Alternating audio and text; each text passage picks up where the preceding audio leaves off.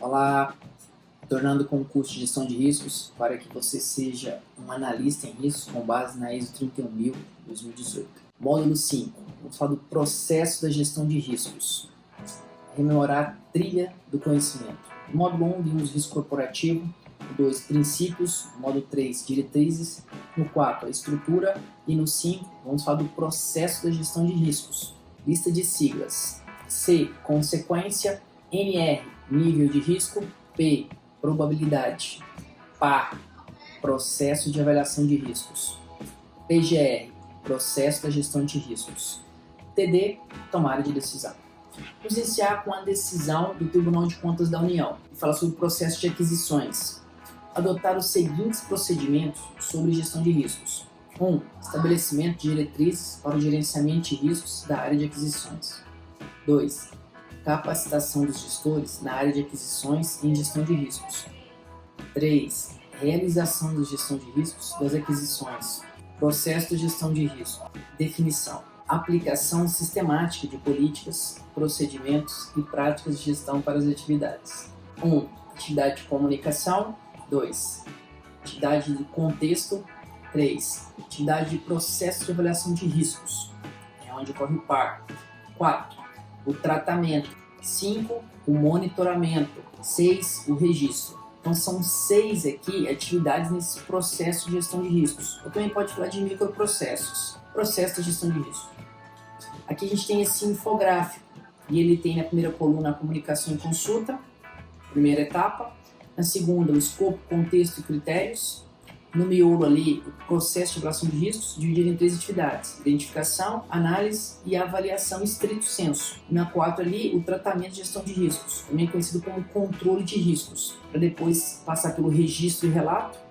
E por último, essa coluna aí é o monitoramento e análise crítica.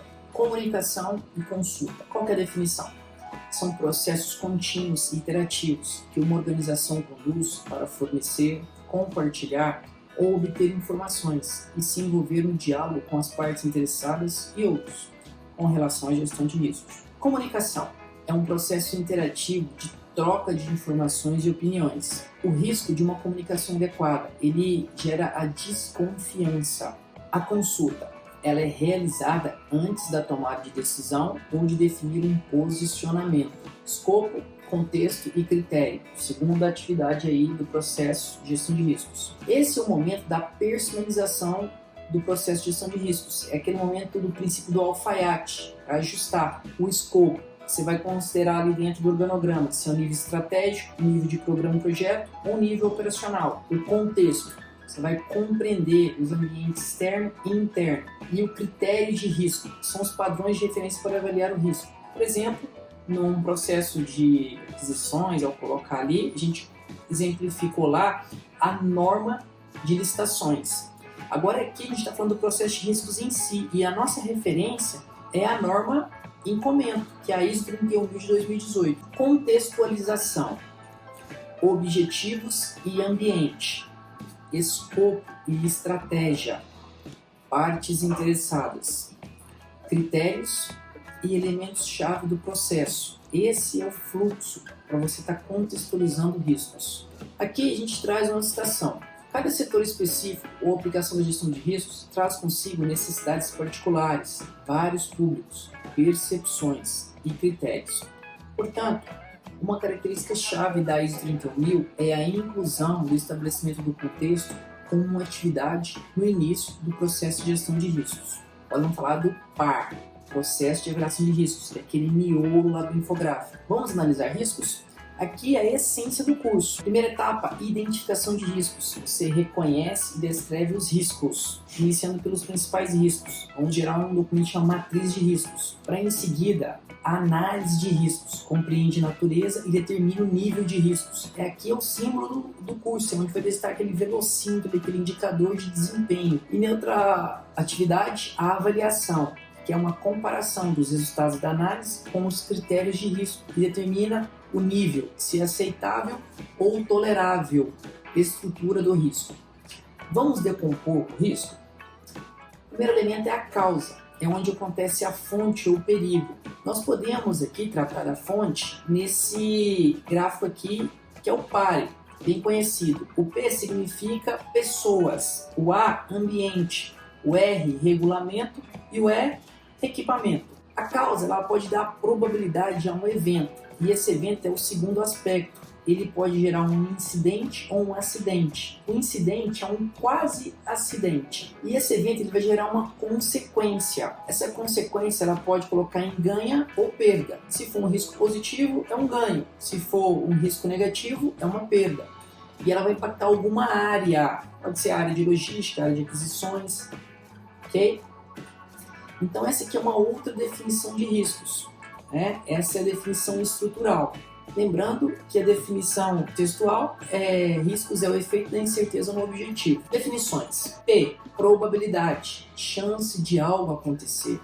Evento, é a ocorrência ou mudança em um conjunto específico de circunstâncias. C, consequência, é o resultado de um evento que afeta os objetivos. Aqui a gente pode exemplificar, né? A probabilidade de uma compra inadequada. O evento é um objeto que não vai ter utilidade e a consequência é o desperdício financeiro daquele objeto, caso não tenha uma política de troca ou de devolução.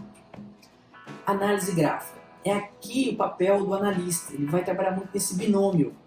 O binômio probabilidade, que aqui a gente está nesse eixo Y, que vai de 0 a 100%. E o eixo aqui, X, que é consequência no quesito financeiro. A gente colocou aqui de 0 a 100 reais. Esse gráfico aqui, ele é 3x3, ou seja, ele é dividido em 3 partes no eixo X e 3 partes no eixo Y. Ao cruzar o 3x3, nós vamos chegar em 9 quadrantes. O extremo ali, que é onde demanda maior atenção, que está quase na cor vermelha, tem muito calor, né? É o risco crítico. Já esse risco mais verde aqui, ele é o risco aceitável, tá?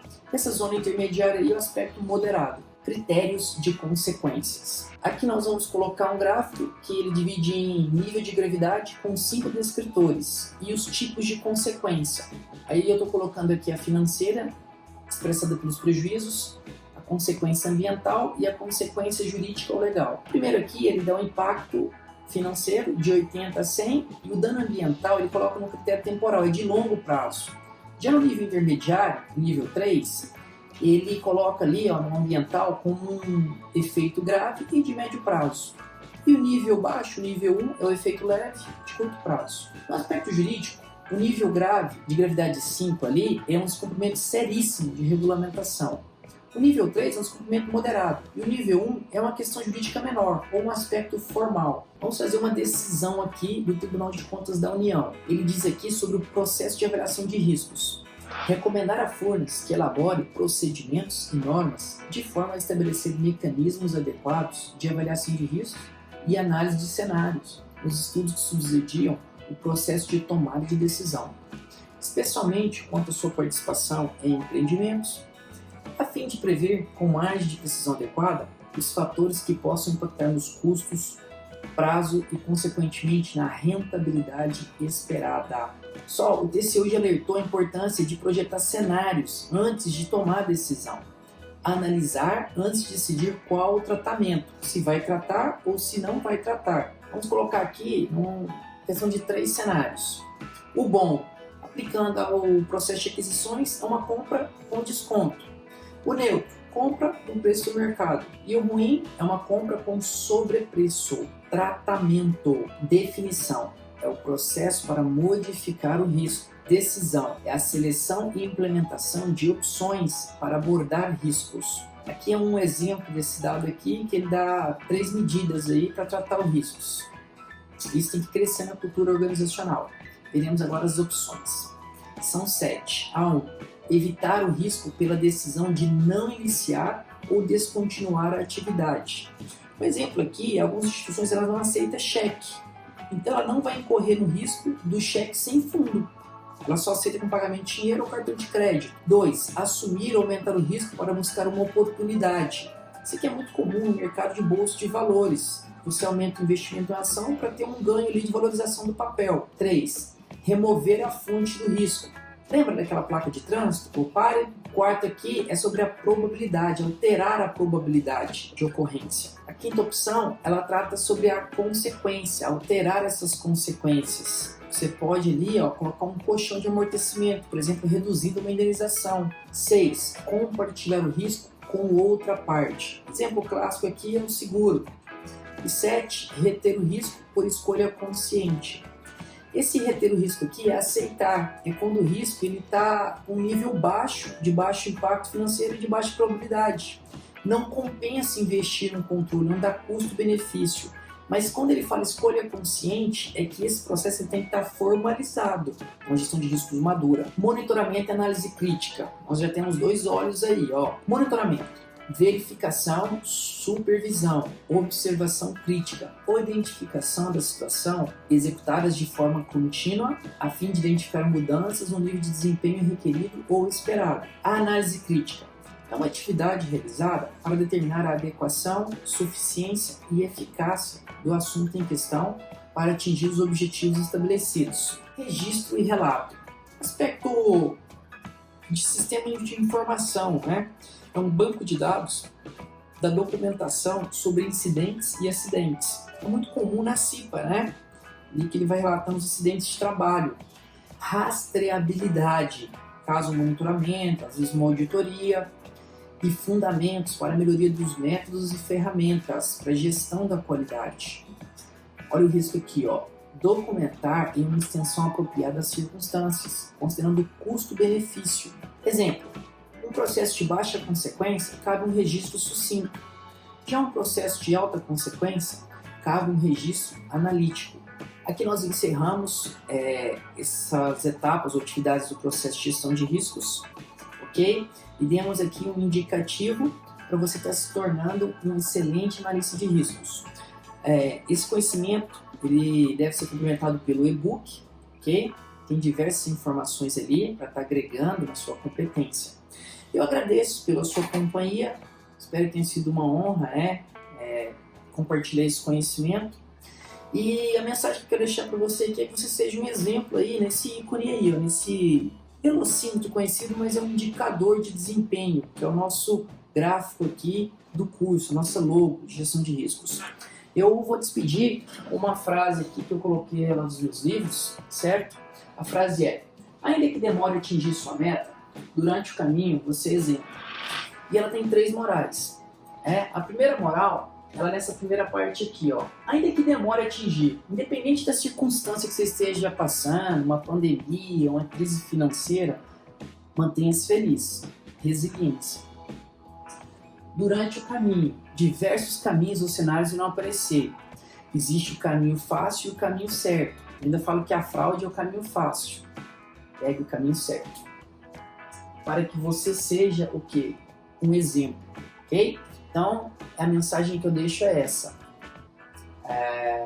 Mantenha-se feliz na crise, pegue o caminho certo, siga e dê bons exemplos, principalmente em gestão de riscos.